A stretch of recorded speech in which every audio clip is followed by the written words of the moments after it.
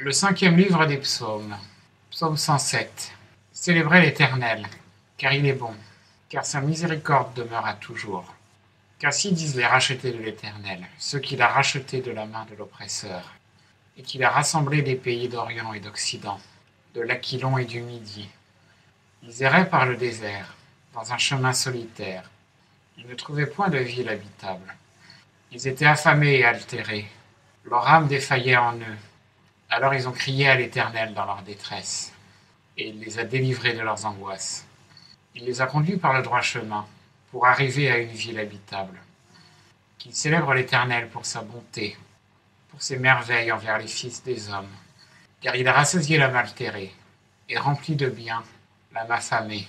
Ceux qui habitaient les ténèbres et l'ombre de la mort, retenus dans l'affliction et dans les fers, pour avoir été rebelles aux paroles de Dieu, et avoir méprisé le conseil du Très-Haut, il avait humilié leur cœur par la souffrance.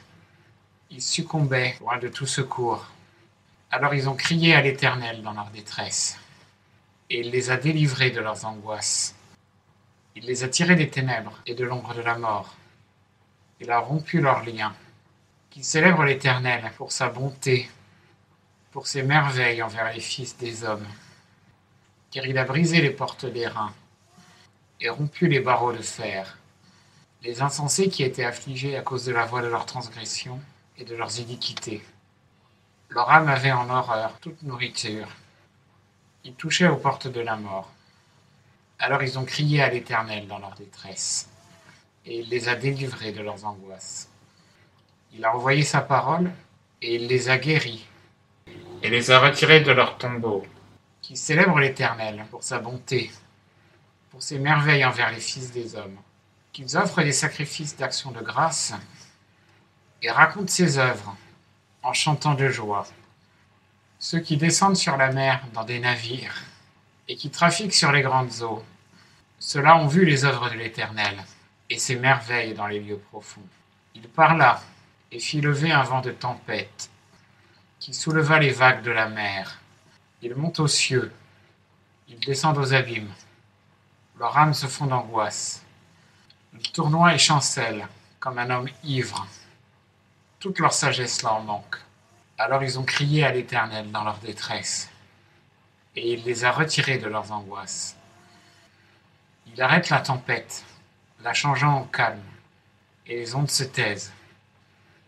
Ils se réjouissent de ce qu'elles sont calmées, et il les conduit au port qu'ils désiraient. Ils célèbrent la bonté de l'Éternel, et ses merveilles envers les fils des hommes, qu'ils l'exaltent dans l'assemblée du peuple, qu'ils le louent dans le conseil des anciens. Ils changent les fleuves en désert, et les sources d'eau en un sol aride.